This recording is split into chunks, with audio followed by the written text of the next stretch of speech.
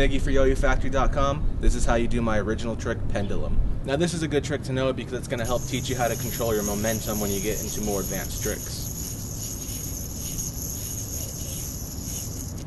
Now let's break it down. Throw a sleeper, bring your throw hand back and mount the yo-yo.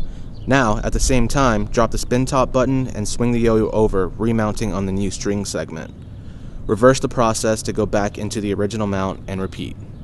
Here's a couple of cool variations.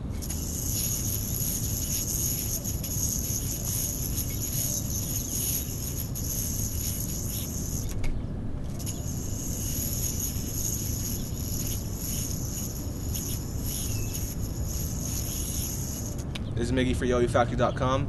That's how you do Pendulum.